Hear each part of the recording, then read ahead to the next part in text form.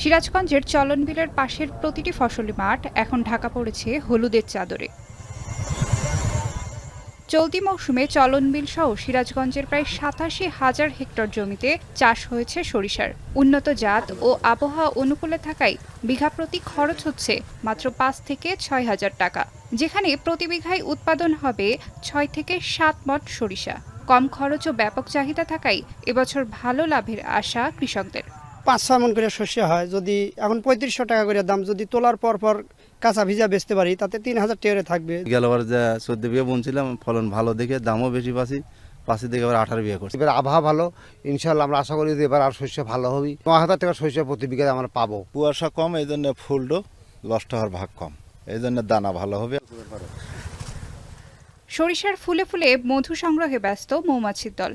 এবার জেলায় বিভিন্ন প্রান্তে ৩,০০০-এর বেশি মৌবাক্স বসিয়েছেন ২ শতাধিক মৌখামারি। গত বছরের তুলনায় মধুর উৎপাদন কিছুটা কম হলেও দাম তুলনামূলক বেশি পাচ্ছেন।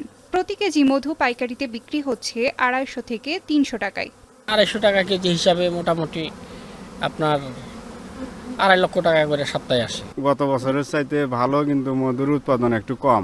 মাসে ৪০-৪৫ মণ মধু বের হয়। এক মণ আমাদের মালিকে ১ মণ মধু বেচে ১০ থেকে ১২,০০০ টাকা। ভোজ্য তেলের আমদানি নির্ভরতা কমানোর পাশাপাশি সরিষার আবাদ বাড়াতে কৃষকদের পরামর্শ সহ নানা সহায়তার কথা জানায় কৃষি বিভাগ। ৮০ দিনের মধ্যে হারভেস্ট হয়ে যাচ্ছে এবং প্রতি বিঘা জমিতে ৬-৭ মণ করে সরিষা পাচ্ছে। এই কারণেই কৃষক ভাইয়েরা দিনে দিনে এখানে সরিষার আবাদ বৃদ্ধি পাচ্ছে। খরচ বাদ দিয়েও আমাদের প্রতি বিঘা জমিতে এখানে ৫-৭ হাজার টাকা এখানে কৃষক ভাইদের নির্বিঘ্নে লাভ থাকতেছে।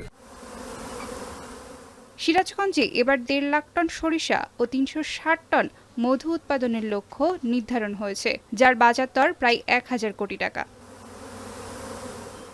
এখন সিরাজগঞ্জ।